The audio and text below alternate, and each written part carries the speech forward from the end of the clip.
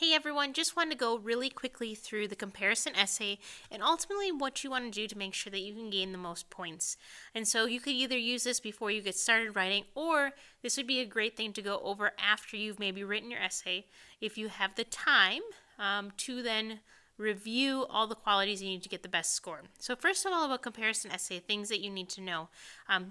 Whenever this happens, you're eventually going to get the prompt. If it's on the actual AP test, you're going to open the booklet and you're going to see the prompt and you're about to freak out. But this is what I want you to do. First of all, whenever you see the prompt, I want you to analyze what it's actually asking for. When you first read it, you're going to kind of have a little panic attack.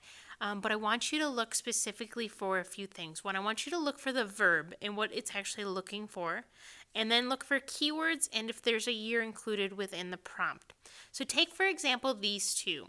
The first prompt here says, compare and contrast the spread of Buddhism with the spread of Christianity from the beginning of the religion until 900 CE. And so when you're looking at this essay, the key word that you're looking at here is the spread. Like our verb is talking about the spread of Buddhism and the spread of Christianity. It doesn't want to know about the differences between the two religions. It wants to know only about how those religions spread from maybe where they started into where they went. So we know that the whole essay only needs to be about that. So every time you write down a comparison as you're brainstorming, you want to ask yourself the question, does this answer where these religions spread to? If it doesn't, you're outside of the prompt and you won't be awarded any points. The same goes for the second prompt here. Analyze the similarities and differences in how Christian Islam impacted, keyword there's our verb, impacted specific governments and societies before 1450. So we are looking in this prompt how those religions impacted the governments. Again, not what their beliefs are, but how those beliefs and how those religions impacted specific governments. So they're looking here for governments that existed at this time period. So when you're thinking back, maybe this is the Byzantines. This could be what it was like in Europe, although they are not going to have an organized government system at that time, but it is kind of a feudal system in Europe. And then we're looking at the Umayyad and the Abbasid empires and other things that happened during this time period. So how did those specific governments, how are they impacted ultimately by Christianity or Islam? And then ultimately, how are the societies? And so in this one, you want to make sure that you have a paragraph that ultimately has similarities and differences, and you have to cover that.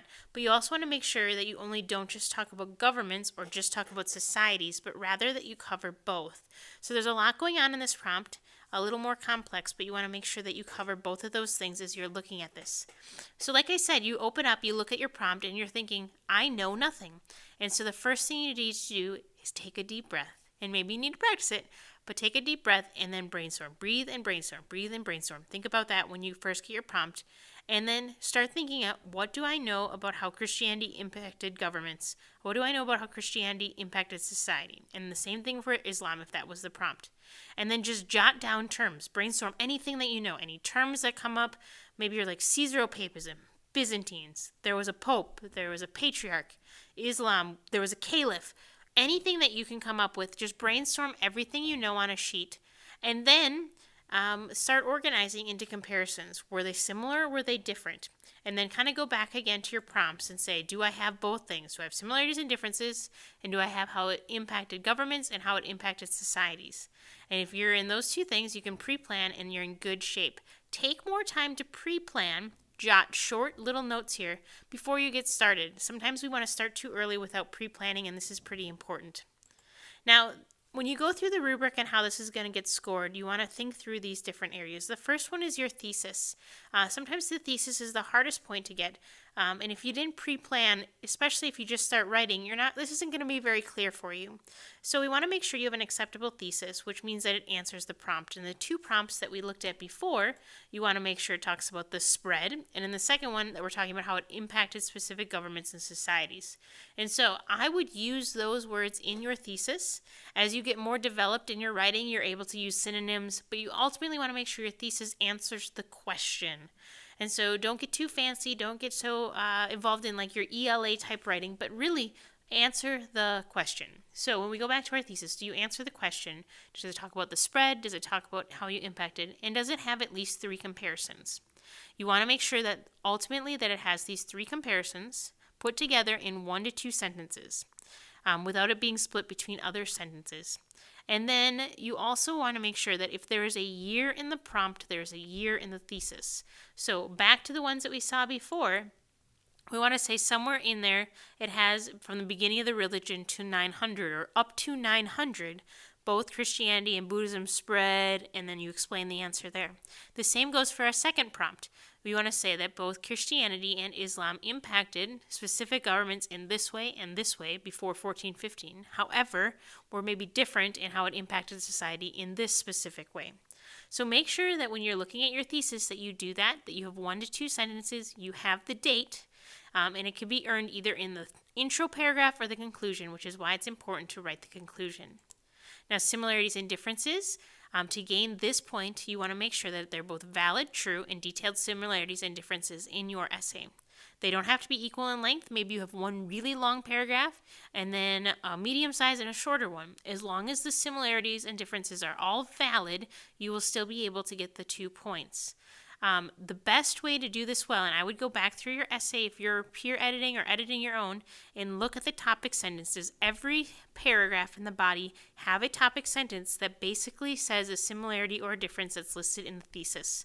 It basically is like a mini thesis or a baby thesis, every single paragraph in your body of your essay. Let's say then you get into evidence.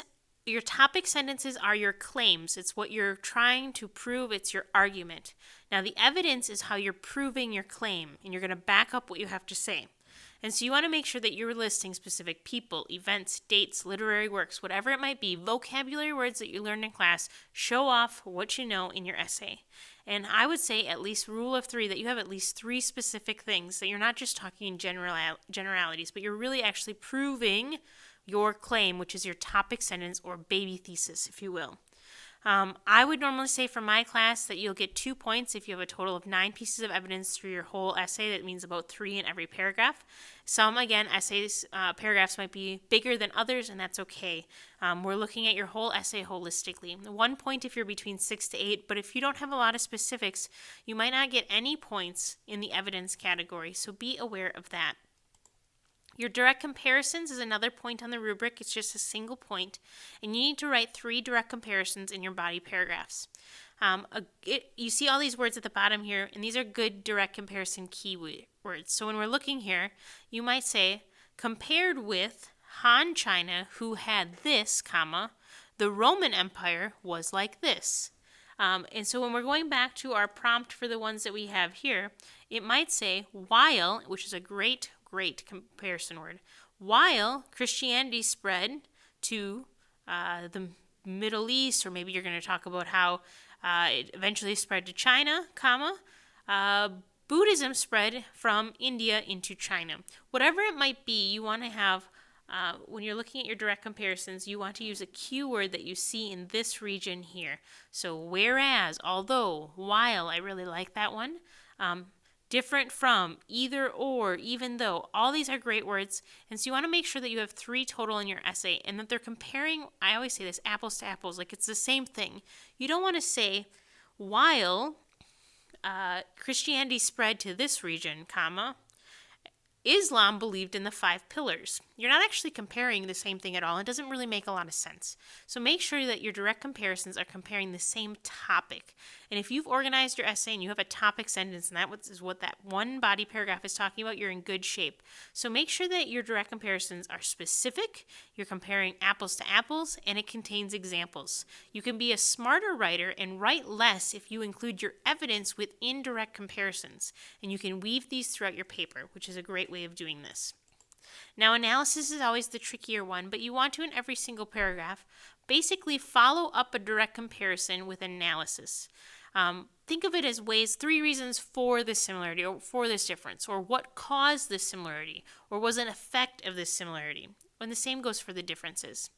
Analysis should probably just even include more evidence. It's you going deeper and demonstrating your depth of knowledge and understanding. Good keywords that you are talking about analysis is when you say, this was caused by, this led to, this was because of.